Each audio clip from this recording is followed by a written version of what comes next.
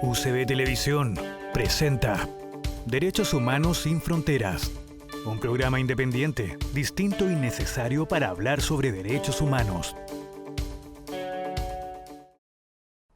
¿Cómo están? Sean todos muy bienvenidos a este espacio de los fines de semana, donde abordamos la temática de los derechos universales, los derechos humanos.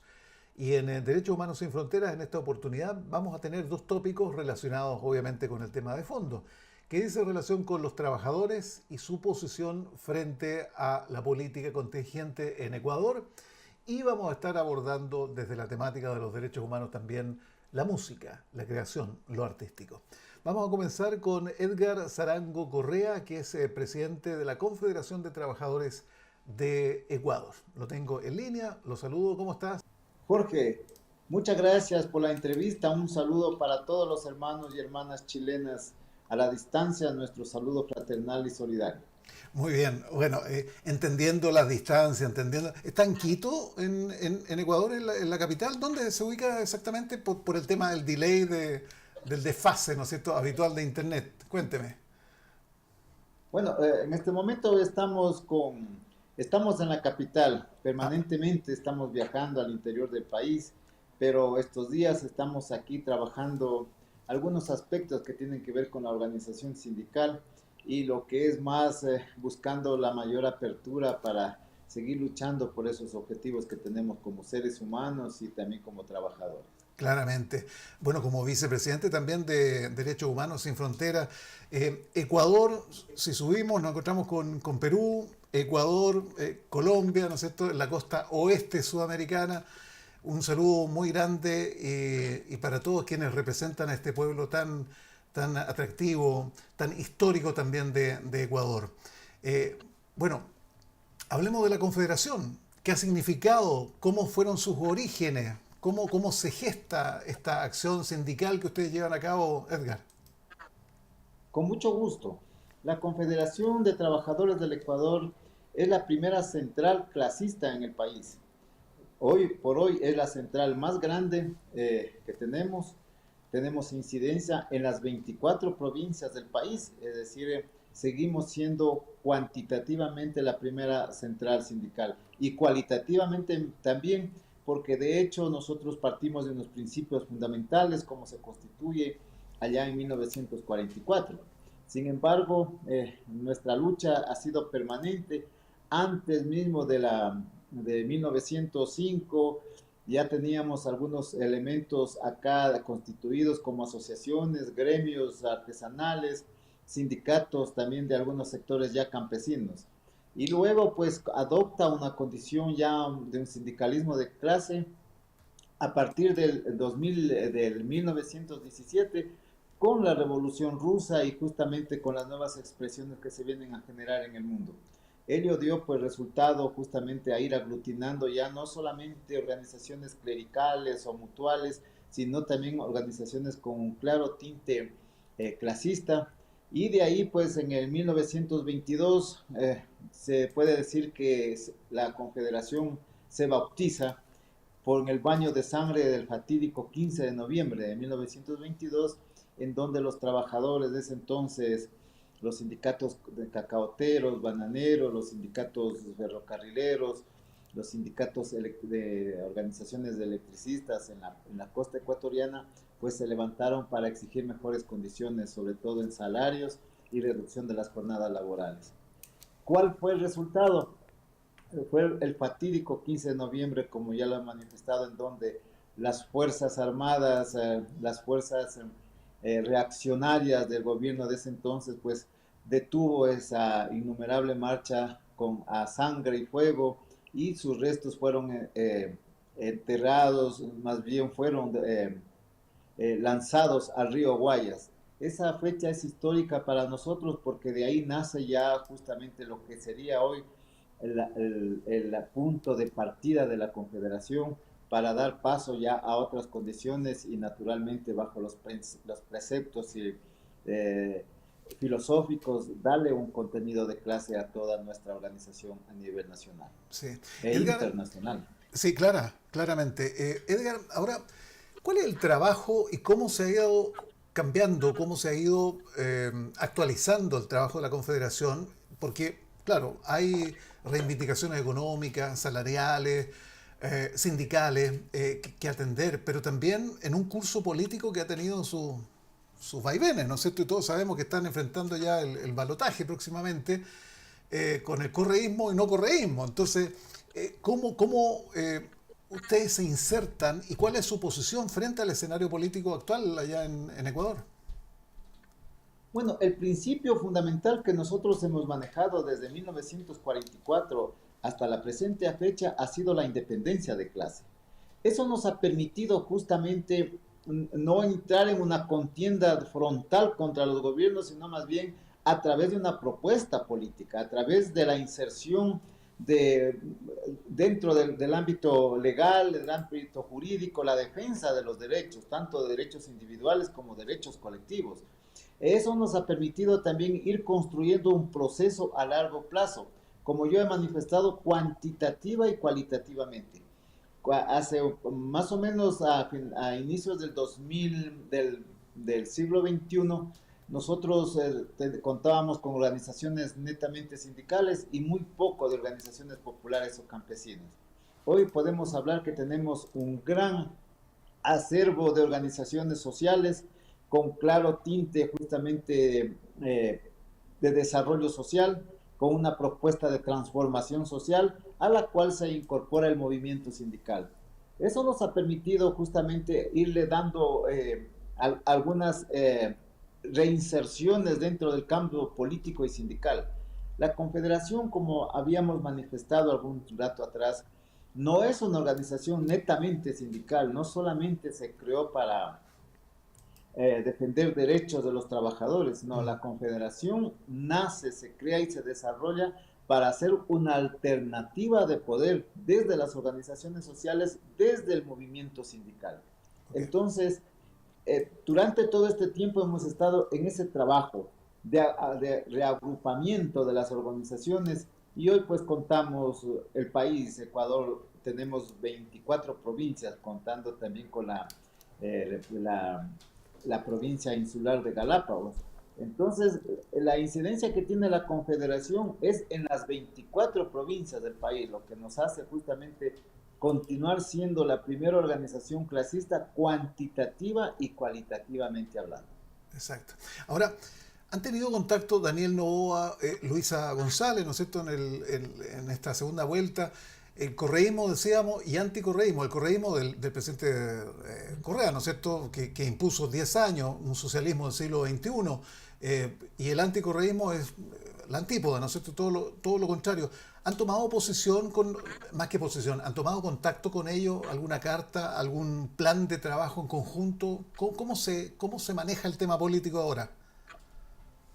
La dialéctica que ha sido y seguirá siendo para nosotros como sindicalismo de clase siempre ha sido la independencia de clase. Para nosotros no existió un socialismo del siglo XXI, lo que existió es un capitalismo del siglo XXI que se amparó en la corrupción, en el saqueo de los fondos y naturalmente no conllevó a lo que nosotros le habíamos apostado a un proceso de transformación social. Y cuando nos piden definiciones sobre el uno o el otro, nosotros hemos manifestado claramente que no podemos estar con la derecha, con la vieja oligarquía, hoy representada en el presidente Daniel Noboa, ni tampoco podemos estar con esta nueva oligarquía, producto de la corrupción que se generó durante esa década. Nosotros hemos manifestado y somos claros en decir de que este proceso, así como se inició en el 2006, tiene que regresar a ser una alternativa, tiene que regresar a ser una tendencia en donde las organizaciones sociales, el movimiento sindical, apostemos justamente con hagamos nuestros aportes a ese proceso, pero naturalmente en donde se identifiquen cosas claras y no justamente... Pero ninguno de los dos candidatos representa esa postura, ¿no? A su juicio. Para nosotros hay dos derechas que se están disputando el poder y frente a ello lo que nos corresponde justamente es ver cuál es la mejor opción para poder desarrollar la lucha a futuro. Desde la oposición sería entonces, ¿no? Naturalmente, ese sería el punto. Edgar, del hermano pueblo ecuatoriano, ¿Qué podemos decir? ¿Cómo se está viviendo actualmente? ¿Cuál es la sensación social, cultural, de relaciones? No, no necesariamente política, pero ¿cómo se vive esa convivencia interna en Ecuador? Bueno, nosotros como que estamos reanimando una esperanza. ¿En qué se basa el criterio que lo acabo de manifestar? Porque antes teníamos la guerra con el vecino país del Perú y nos juntaba al país. Hoy nos junta la selección del Ecuador. Es decir, todavía hay un punto de esperanza que nos permite seguir pensando en función de nación, en función de querer justamente construir algo nuevo y esperanzador. Estamos claros nosotros de que este proceso o esta situación que estamos viviendo en el contexto nacional también se repercute a nivel internacional. No ha variado, no ha cambiado, porque la corrupción es general, es casi planetaria. La situación, la vulneración de derechos que se han generado tanto en los derechos humanos, derechos de la naturaleza, en los derechos de los trabajadores, ha sido general. No solamente es en Ecuador, la gente se levanta, los chalecos amarillos se levantaron, el pueblo chileno se levantó, Haití se levantó, Colombia se levantó, Perú se levantó, Ecuador también se levantó. Es decir, nosotros seguimos considerando que América Latina y el mundo hay lucha. Nosotros tenemos lucha, pero lo que estamos postergando o no estamos entendiendo cuál es el proceso en esta lucha que debemos incorporar. Es decir, cuál es el objetivo claro que tenemos. Entonces existe una disgregación de ideas, una disgregación de pensamientos y por ende una desideologización. Se trata justamente de entender en dónde estamos a este momento, bajo qué condiciones vamos a desarrollar propuestas y alternativas, ya sea para el uno o el otro gobierno. Y la primera alternativa que nace justamente o que nosotros la estamos pensando es la reinstitucionalidad del Estado, porque a eso nos han llevado justamente los sectores que dominan el mundo, nos han llevado justamente a que nuestras instituciones sufran un resquebrajamiento y un debilitamiento. Entonces aparecen las bandas delincuenciales, el narcotráfico, la corrupción, el saqueo. Necesitamos un gobierno que sea firme, necesitamos gobiernos que en las mínimas expresiones de democracia sigan construyendo o sigan avisorando procesos de transformación, a lo cual deben contar con organizaciones realmente constituidas y no aparatos de organizaciones. Entonces, el primer elemento que se nos como he manifestado es la reinstitucionalidad del Estado. La Asamblea Nacional tiene que ser eso, una asamblea donde se legisle y en donde también se juzgue a los tanto al poder al Estado ecuatoriano, juzgue el accionar de sus representantes, porque a eso tiene que dedicarse. La Asamblea Nacional no puede ser un chantaje de cada uno de los gobiernos y para ello hacen prevalecer leyes caducas o simplemente no se dedican a fortalecer el cuerpo legal en el país. ¿Y cómo lo manifestamos? Por ejemplo, aquí hay violación a los derechos de los derechos de los trabajadores, a los derechos humanos, a los derechos de la naturaleza. Hay depredación de los bosques, hay violación permanente de nuestros campos petroleros, de nuestros campos mineros, es decir, existe un resquebrajamiento.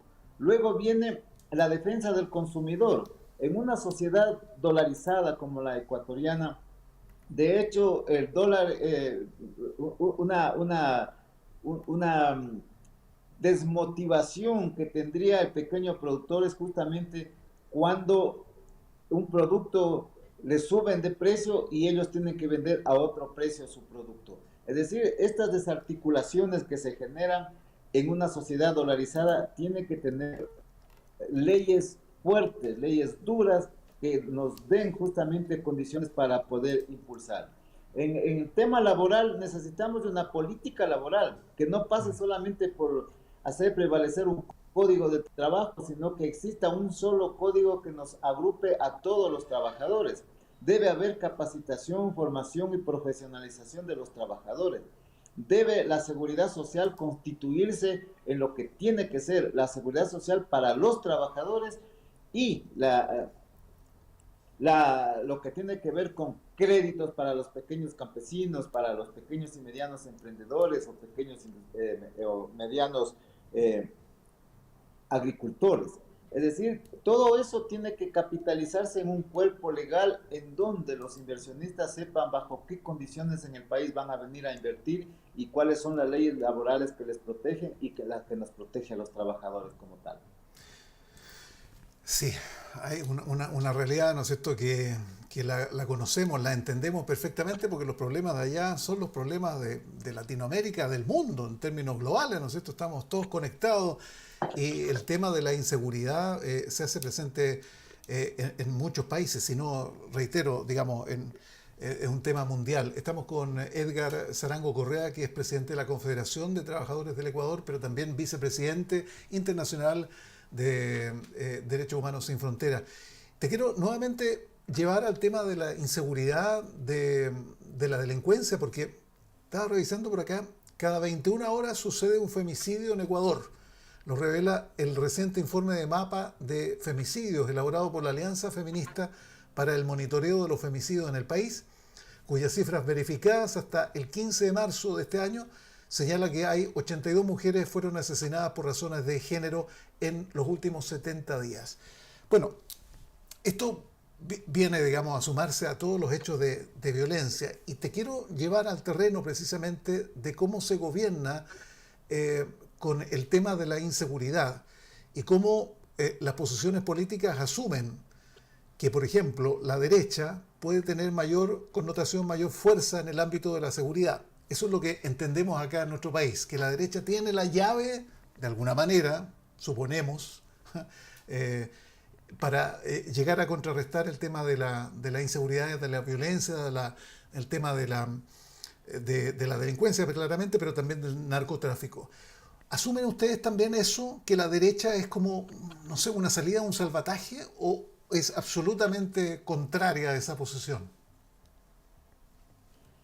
A ver, yo había iniciado un pequeño preámbulo sobre la desinstitucionalidad del Estado y de los estados en América y el mundo. Esa teoría es valedera en el mundo hoy en día. ¿A qué se debe? Justamente a la concentración de capital, a la aparente hegemonía de algunos países o de un sistema dominante en el país, en el mundo. Cuando hablamos de un sistema dominante, estamos hablando de un sistema que se está cayendo, que es caduco, que nosotros tenemos que hacer los máximos esfuerzos para poder ir buscando procesos que nos permitan ir buscando esos equilibrios. Si está cayendo un sistema, nosotros tenemos que tener una alternativa, porque no se trata de caer, se trata de levantarse, y levantarse en condiciones iguales. Eso no entiende el sistema capitalista. Aún sigue entendiendo de que precarizando más el trabajo, arrinconando más a los sectores más pobres, ellos van a conseguir más riqueza. Efectivamente, lo van a hacer. Sin embargo, hay un pueblo mayoritario que cada día más está buscando esas relaciones justamente de equilibrio. ¿Por qué se producen estas situaciones? ¿Por qué Israel invade a Palestina? ¿Por qué la guerra entre Ucrania y Rusia? ¿Por qué la ONU no dice nada? Es decir, todo eso tiene una razón de ser. Existe un complot para poder detener las justas y aspiraciones, lucha de los pueblos. Esta desarticulación permite y aterriza en cada uno de los estados o de las naciones, cada uno con sus idiosincrasias. Chile vive su realidad, Perú vive su realidad, Brasil tiene su realidad, Colombia, Venezuela, Cuba, el mundo, cada uno tenemos nuestras idiosincrasias, y Ecuador no es la excepción en estas idiosincrasias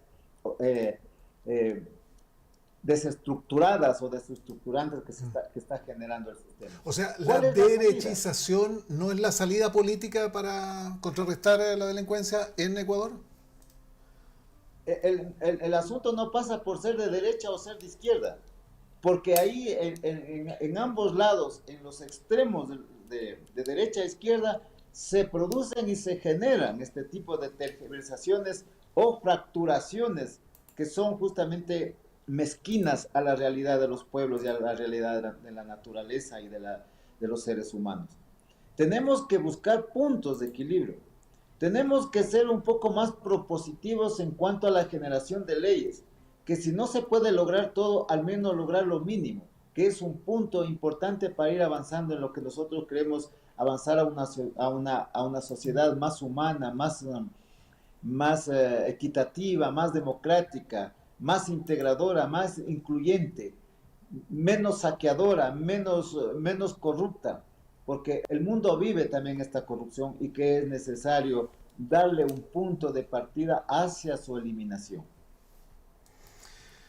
Bueno, ¿qué es lo que va a pasar usted a su juicio, digamos, el próximo 13, el domingo? ¿Cómo ve, cómo advierte el panorama ahí en las elecciones? ¿Quién será presidente, presidenta? Hay que ser claros y enfáticos en que esta desideologización que produjo el socialismo del siglo XXI es difícil para los sectores de izquierda poder asimilar que estamos bien con un gobierno o estamos mal con el otro.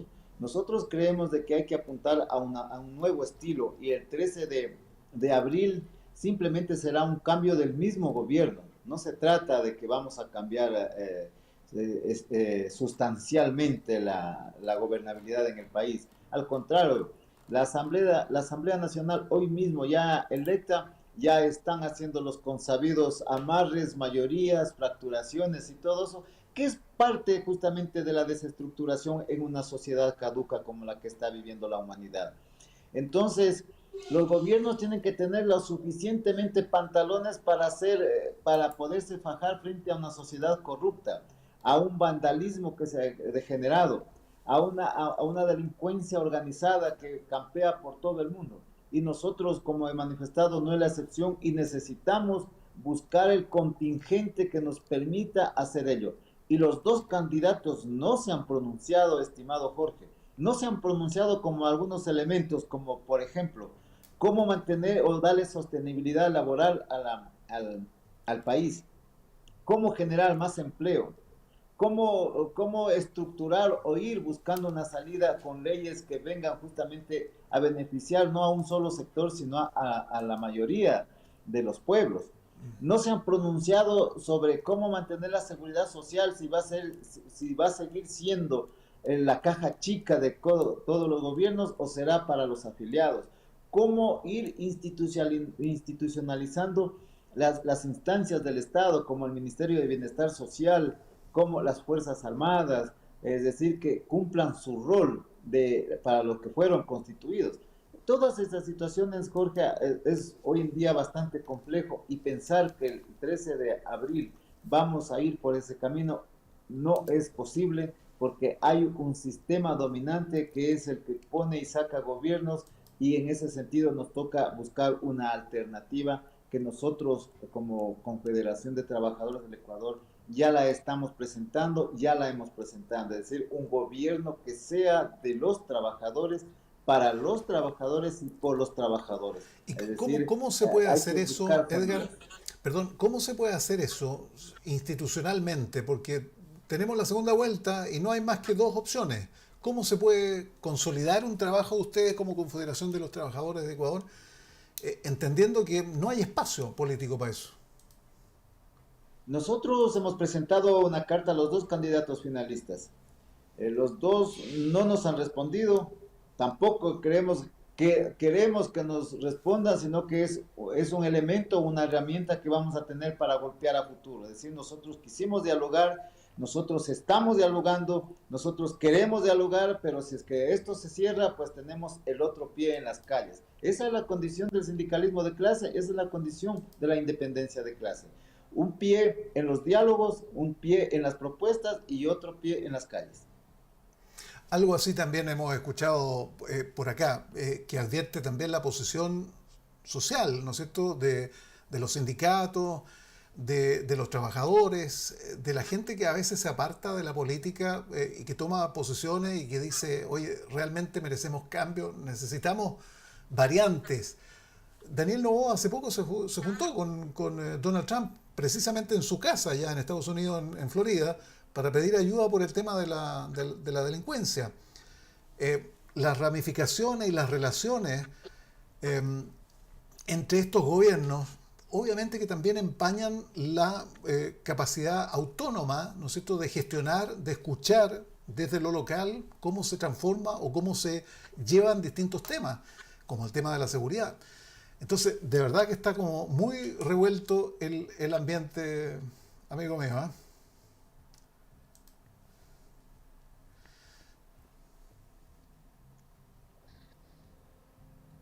Bueno, parece que se cortó un Sí, poco, no sé pero si... retomemos, no te preocupes. No, pero yo tengo la pregunta, la tengo la pregunta. A ver, A ver, ¿a dónde va el presidente Noboa? ¿A hablar con quién? Si lo que acaba de hacer Donald Trump con todos los latinos es lo más inhumano. Es decir, ¿qué consejo va a recibir de una persona desnaturalizada? Nosotros consideramos, y si que fuera el otro gobierno, igual lo haría. Es decir, porque obedecen a una égida o a un eje de intervención en donde no se pueden salir. Que se denominen de izquierda o de derecha, es el mismo eje el que los domina y el que los tiene ahí listos o los tiene ahí secuestrados.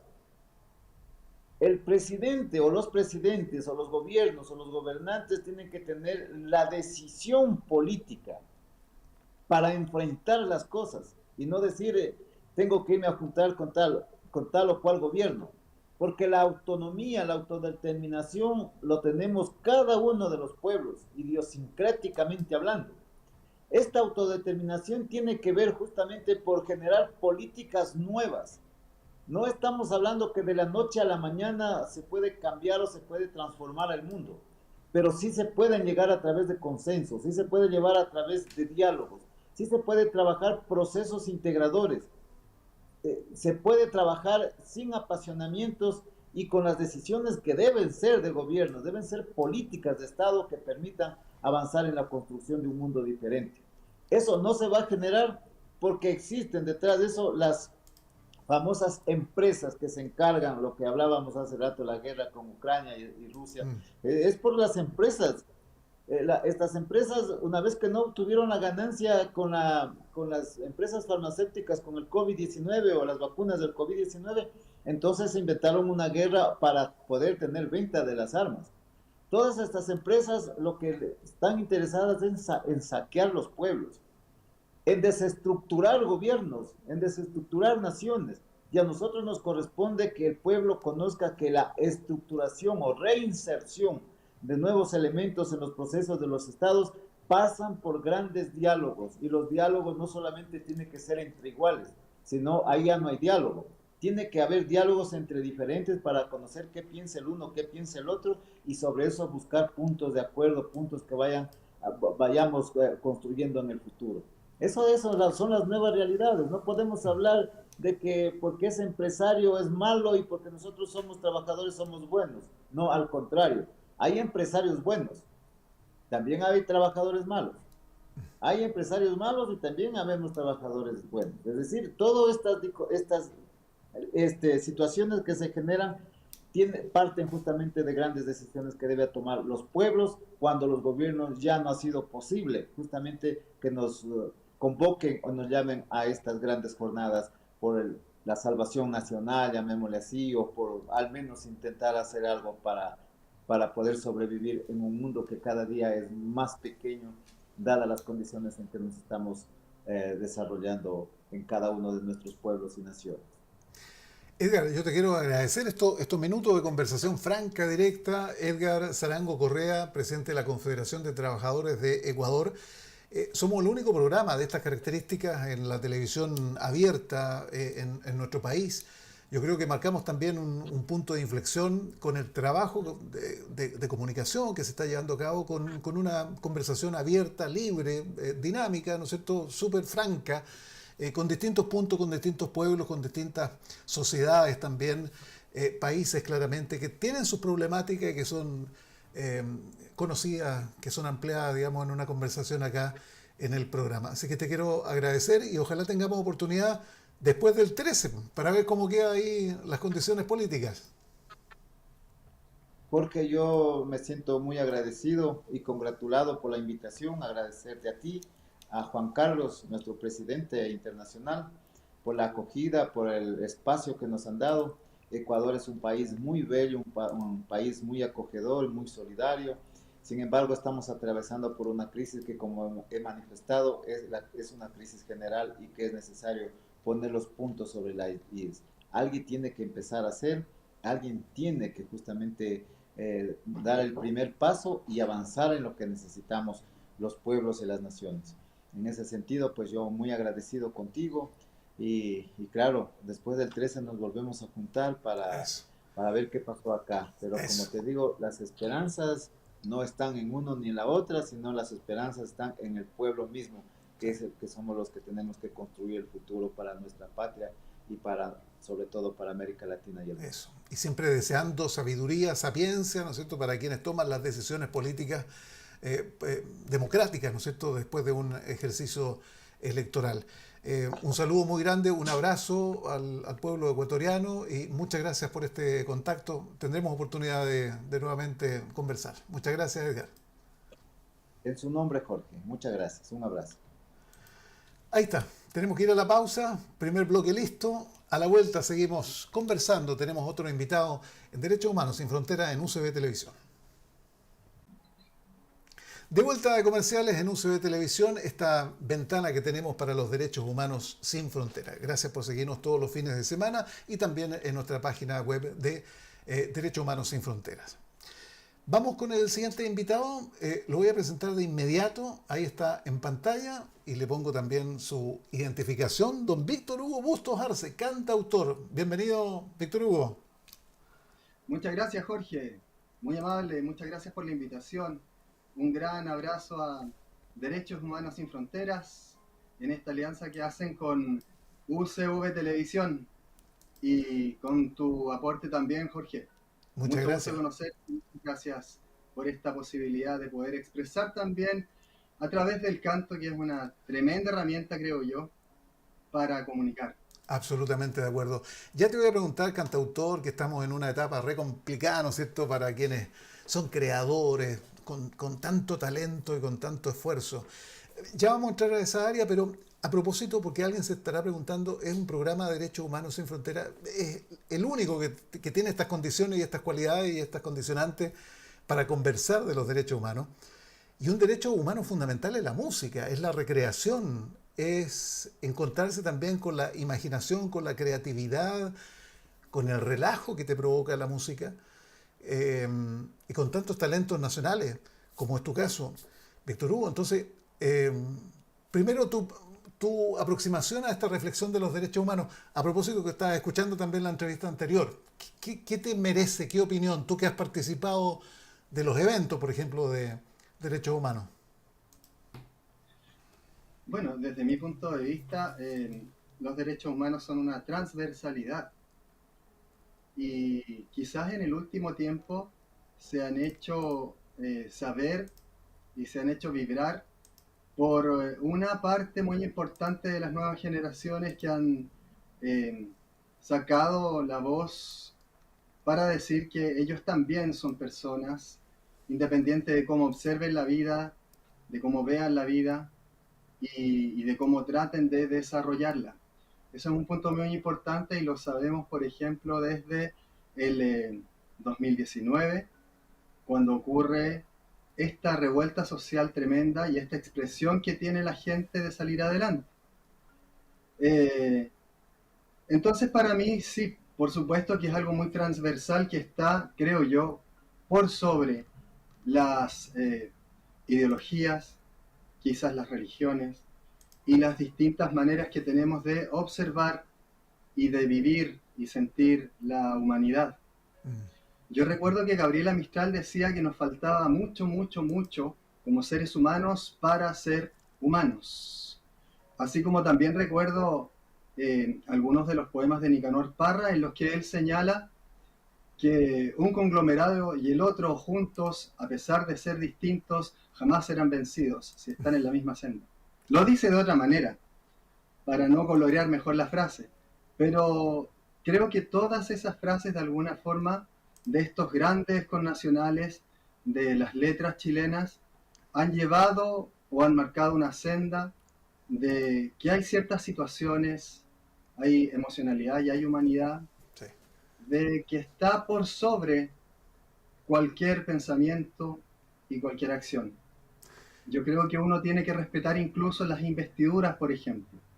Yo he notado, sobre todo a través de las redes sociales, con esto de que se han propagado tanto y de que tienen tanta facilidad de uso para montones de personas sin la regulación siquiera de que pongan su propio nombre con la valentía y la honestidad que uno debe de tener. Sí. Entonces eso esconde muchas cosas y a raíz de eso me acuerdo que, por ejemplo, al presidente de la República de Chile se le ha denostado con un montón de nombres.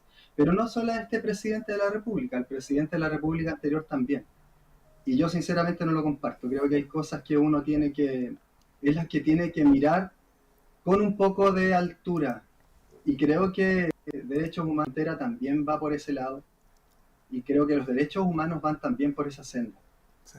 Bueno, lo artístico, Víctor Hugo, está muy ligado a lo sensible, a la sensibilidad. Un artista es sensible, ¿no es cierto? Las emociones fluyen y eso se traspasa en un papel, en un pensamiento, en una reflexión y se lleva al pentagrama, se lleva a la música o de oído, no sé, como quieran, ¿no es cierto? Claro Bueno, que y sí. eso refleja sensaciones, momentos. Y los momentos que se ha vivido históricamente en un país también es fiel reflejo, pasa con el cine, pero pasa mucho con la música. La música es fiel reflejo también de los momentos que vive un país, una persona, una familia, qué sé yo, un contexto nacional.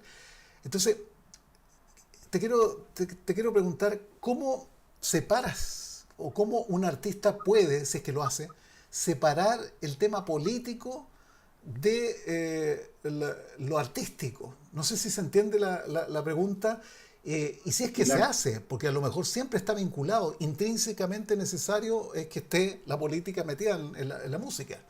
¿Ah? Claro, hay frases clichés que me vienen a la mente en estos momentos, como ¿Mm? por ejemplo todo es política en la vida, etcétera. Sí, exacto, sí. Sin embargo, claro, sin embargo, cuando uno trabaja con la emocionalidad, uno se encuentra también con la forma que tiene de observar la vida y de sobrellevarla, de subsistirla incluso. Entonces, desde mi punto de vista, yo también ocupo esa mirada para poder expresarla en una letra y musicalizarla, o a veces al revés, a veces viene la música primero y después la letra.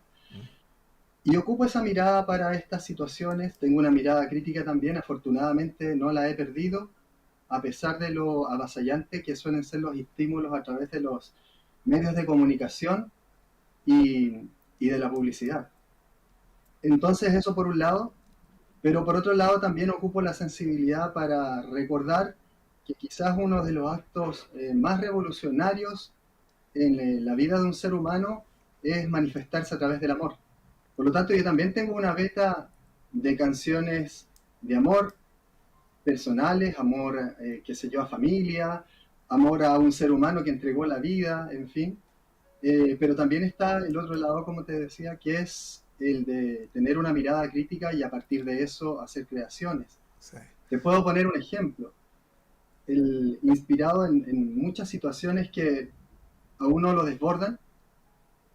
Por ejemplo, el hecho de pasar a llevar a las personas en toda su integridad en distintos países, sin importar si hay personas de tercera, cuarta, quinta edad, el eufemismo que quieran poner, o también personas de iniciación en la vida, de los primeros rangos etarios, y cuando no se respeta eso, entonces a uno le da no solo las ganas, sino que la inspiración de componer canciones. Yo hace aproximadamente 9 o 10 años participé en un festival en una convocatoria que abrió una municipalidad de Santiago. Y presenté una canción pensando que no iba a tener ninguna repercusión, pero me atreví valientemente a presentar una canción que se llama Perseguido, inspirada quizás en la lucha que dan todas las personas del mundo por seguir con su cultura, por seguir con su modo de ver la vida y por defender finalmente la integridad y el derecho a la existencia. Y esta canción Perseguida, sorprendentemente, ganó la competencia. Habían en su gran mayoría canciones de amor. Yo te diría que la gran mayoría de las canciones eran de amor, las que fueron seleccionadas como finalistas. Y las anteriores, bueno, de lo masivo también. Yo fui a la presentación masiva que era en vivo de los seleccionados. Y ganó una canción que repercutió mucho y con una letra que no era de amor y que tal vez tenía un poco que ver con la transversalidad que viven varios pueblos en el mundo cuando les pasan a llevar los derechos humanos. Y esto no tiene que ver, como decía en algún momento, con ningún color, sino que tiene que ver con el hecho de sentirnos parte del mundo y de la existencia humana. Oye, y ya con eso yo creo que uno tiene que marcar un precedente. claramente. Puedo entonarte un poquito de la canción, si quieres. Pero genial, pues, démosle nomás. Mira, Víctor Hugo, a y ver. esta es la canción que resultó entonces ganadora en ese festival que hizo un municipio de Santiago, el municipio de Recoleta, y se llama Perseguido.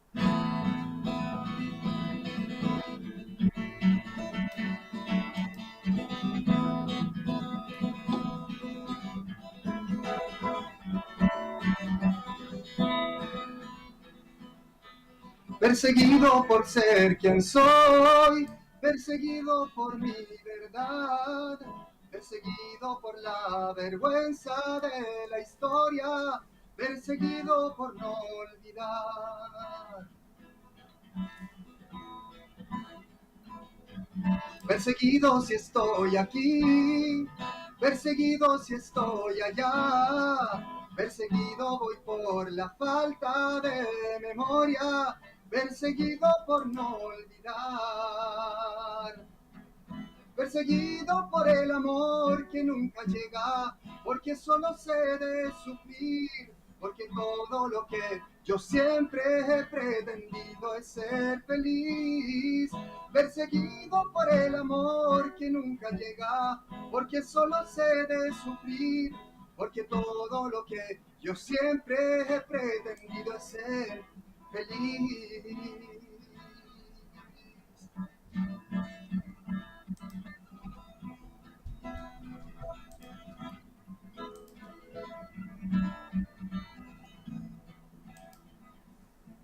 Perseguido si hay que soñar, perseguido por la tristeza, perseguido porque no quiero esta miseria disfrazada de igualdad. Perseguido si doy un sí, perseguido si doy un no, perseguido corriendo hasta la eternidad, pero derrotado jamás. Perseguido por el amor que nunca llega, porque solo sé de sufrir, porque todo lo que yo siempre he pretendido es ser feliz. Perseguido por el amor que nunca llega, porque solo sé de sufrir, porque todo lo que yo siempre he pretendido es ser feliz, porque todo lo que yo siempre he pretendido es ser feliz, porque todo lo que yo siempre he pretendido es ser feliz.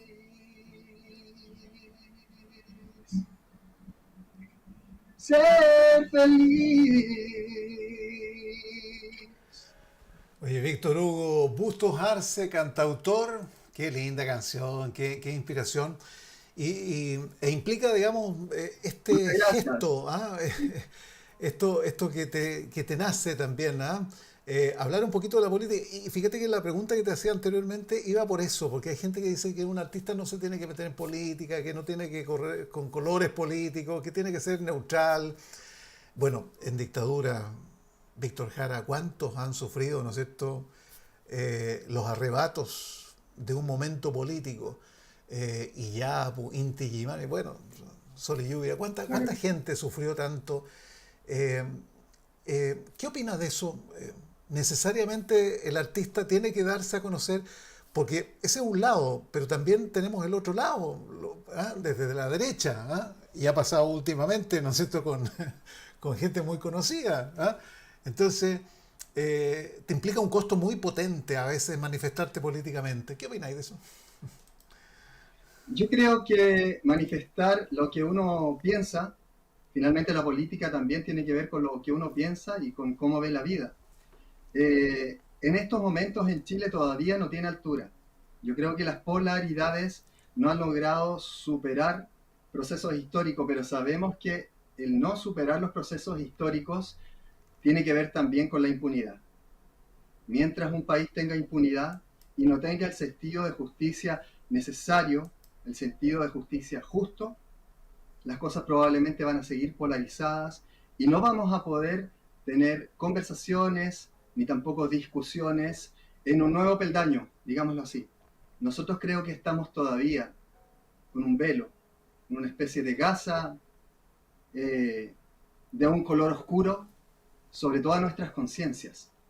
A mí me parece que lo que ocurrió en la dictadura que se impuso el año 73 hizo ejemplo para el mundo de acciones horrorosas, como por ejemplo la horrorosa muerte de acribillar a un cantor por tener la valentía de decir su modo de pensar y su manifestación natural, por derecho, a la vida en este país.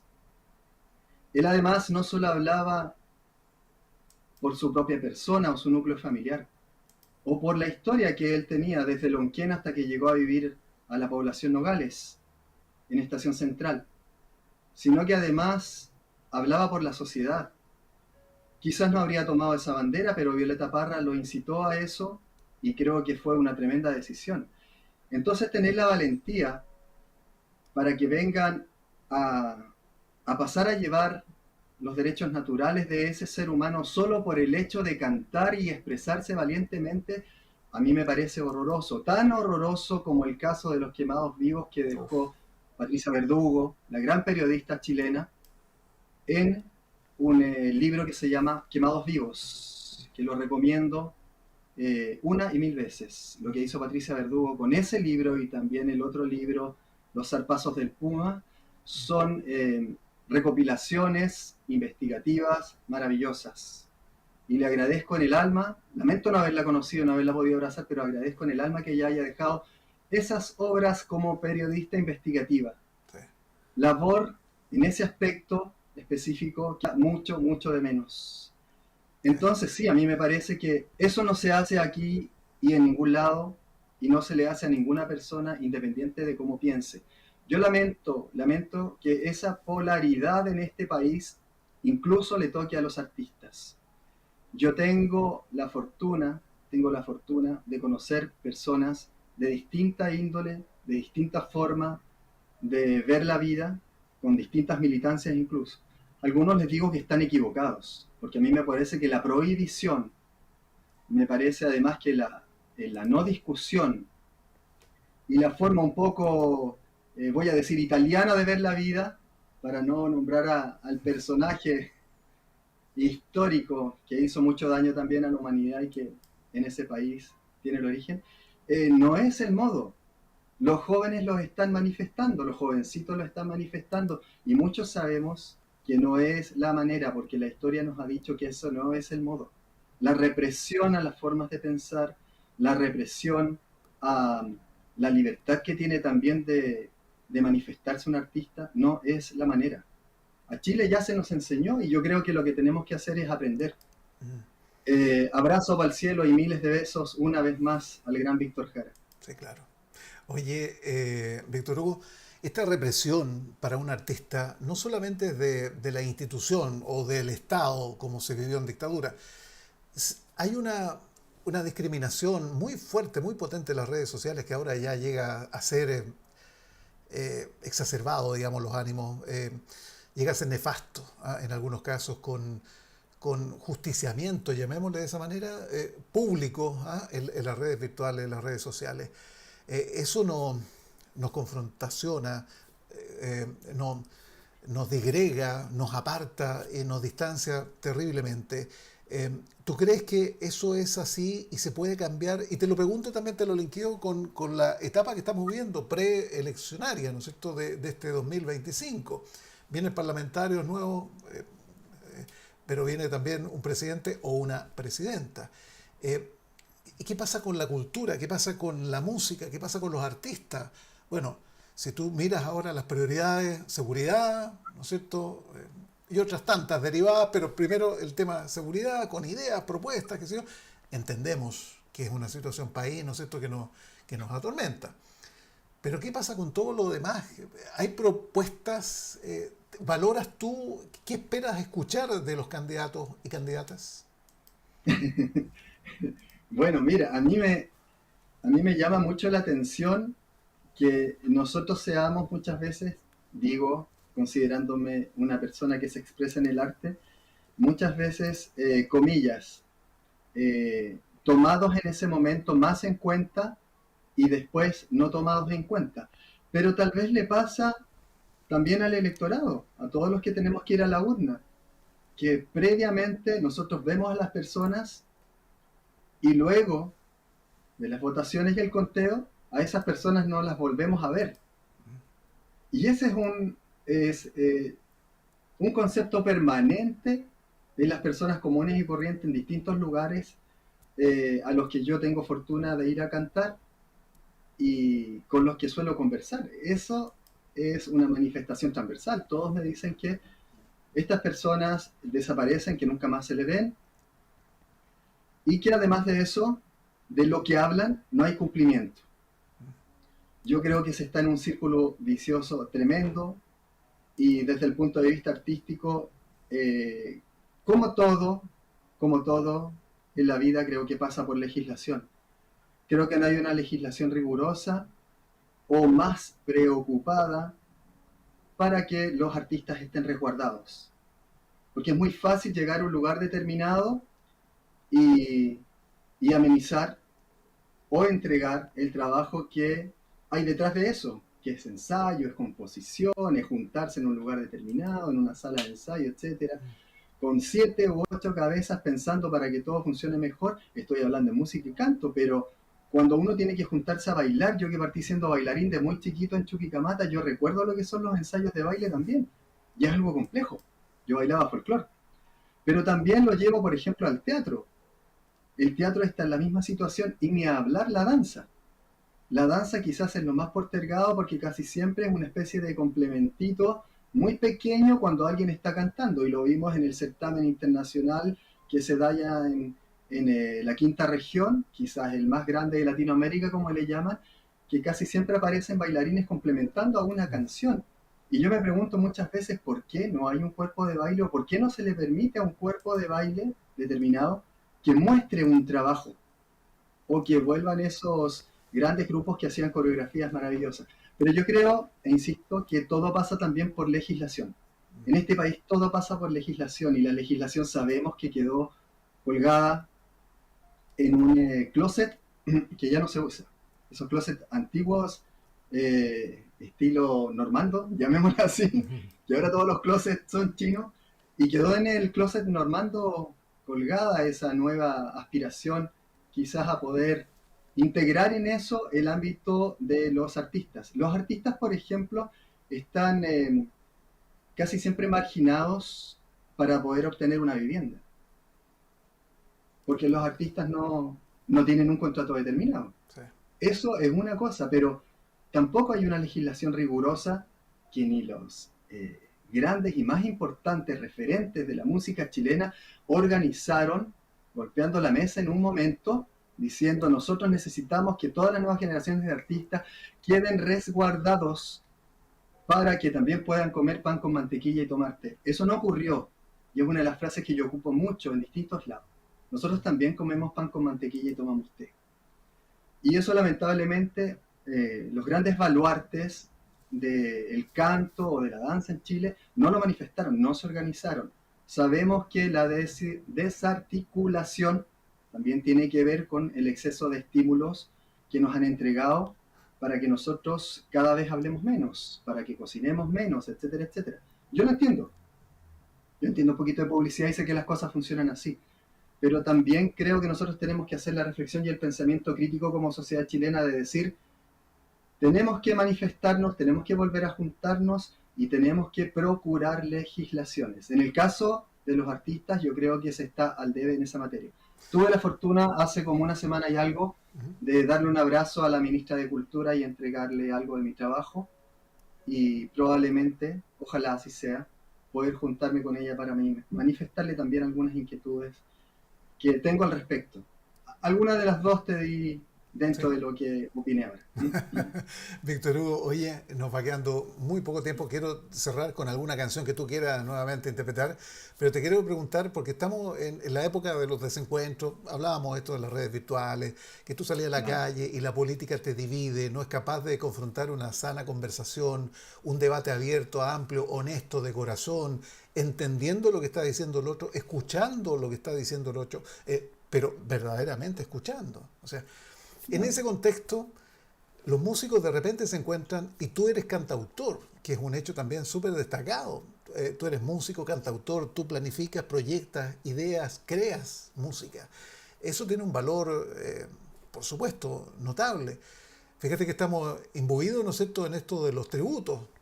Tributos para acá, tributos para allá, todos tributos, y vamos cantando las canciones que todos han cantado durante mucho tiempo, pero que no tiene una connotación personal, un sentimiento que te nazca, que te aflore, ¿no es cierto?, y que te haga distinto. Entonces, me quedo con esa reflexión. Tú eres cantautor, ¿y qué te ha significado para ti ser cantautor?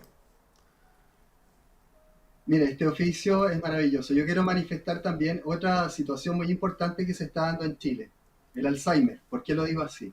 Porque mi madre tiene Alzheimer y mi viejita ya no nos reconoce, somos 4 hermanos.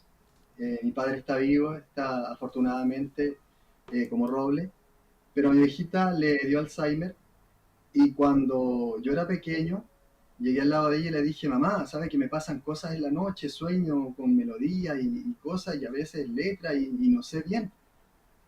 Y me dijo, pero bueno, si tiene eso, usted desarróllelo, porque eso es muy bonito, eso es un don. Y yo no entendí muy bien, pero seguí jugando con ese apoyo que me dio la madre, con las palabras y las melodías. Yo las primeras canciones las hice de muy pequeñito. Y empecé después a aprender distintos instrumentos musicales. Pude aprender, afortunadamente, gracias a la naturaleza, distintos instrumentos, tanto los andinos, porque yo viví en Chuquicamata toda mi infancia y la adolescencia, y también otros instrumentos más tradicionales, como el violín, o la misma guitarra, o el teclado, o el piano. Entonces me fui expresando con mucha confianza después de ese empujón que me dio mi madre. A mi padre lo veía menos porque trabajaba mucho allá en la empresa esta grandota que hay en Chuquicamata. Pero también, el viejo siempre nos apoyó en todo. Es maravilloso esto de ser cantautor. Es maravilloso poder expresarse, poder decir también a través de la palabra. Yo tengo una frase, yo digo, que a mí me encanta hablar solo. Me gusta la locura de hablar solo. Pero más aún cuando la estoy cantando. Eso es bueno. Oye, ahora, respecto de lo que tú planteabas de los tributos, a mí me parece... Pero respetando a toda la gente que hace tributo, por favor, que son artistas y están muy válidamente bien representados, por supuesto. Yo conozco a muchas personas que tienen un montón de oficio en eso, pero también sé que muchos de ellos quisieran manifestar lo que ellos llevan en el corazón, su propia forma de hacer el arte, pero no pueden y buscan este camino también, porque es una forma de obtener dinero en algunas presentaciones. Sin embargo, yo creo que en el fondo, detrás de eso, también hay una forma de poner el pie encima. Porque las personas que crean también son muchas veces molestosos y capaces de decir algo que incomoda. Sí. Bueno, yo soy de esos porfiados que suelo incomodar. Oye, y con esto nos vamos, Víctor Hugo, nos pilló la hora, se nos Sí, termina el programa. Te Sí, quiero una agradecer, desear lo mejor del mundo, un gusto conocerte y te escuchamos en la parte final. Dale, igualmente, muchas gracias, un gran abrazo para ti. Y esta canción es una canción de amor que se llama ¿Qué hago con este corazón? ¿Qué hago con este corazón mío? Ahora que ya no estás aquí, mi bella. Suelo decir que el tiempo es el que falló. Y sin embargo ya no creo más en eso, amor. Vuelve conmigo, amor. Si estás sintiendo hoy por mí, vuelve conmigo, amor. Si es el destino el que nos unió, ya no hay más que pensar. Porque me tienes en tu corazón, oh, en tu corazón, oh, en tu corazón.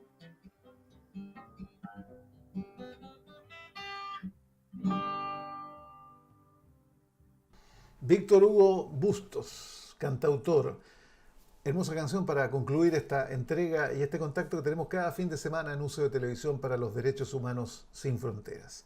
Gracias por la sintonía. Nos encontramos la próxima semana.